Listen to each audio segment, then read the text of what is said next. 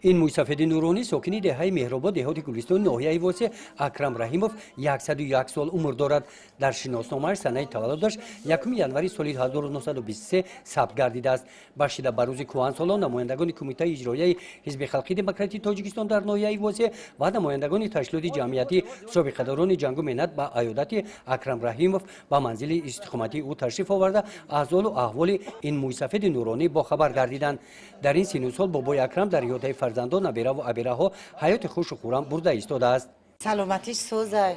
هزار بار شکرانه که با حاضر دولتمون سریع پریع بار نیمه که بریم خدای تعالی دادشمون با زندگی خلق هزار بار شکر درسته. بابای اکرم پدری 4 فرزند و زیاده از 90 نبیره ابیره چبیره می باشد.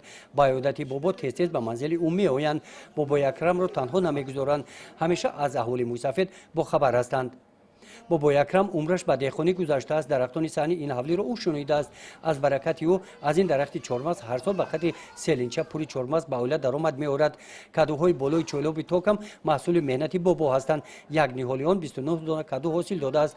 فرزندان میگویند که پدرشان از مهنت و برکت زمین عمری با برکت دیده است. پدر ما دهخان گذشته با همین اولای کافیدز ما را کلان کردگی هم بیل کدمن قطعی دهخان این سر بر وقت میخواست کاری اگراد میکرد خیلی اومده تربیم شدم نام پونش همی خورد میرفت عدیر بگه می اومد این کوتا دخنم کرشکا سبزی پیاز ما چیزا رو نمیخردیم مقصد همین دهخان اصیل بود همین اولای کافی دستاتی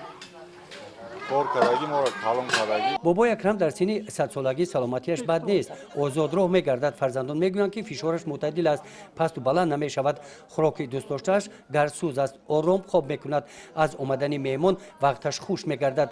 در ناحیه واسه به مثل بابای اکرم 9 نفران سن سالشون از 100 بالا زندگی دارند. از اینها 8 نفرشون زنان میباشند.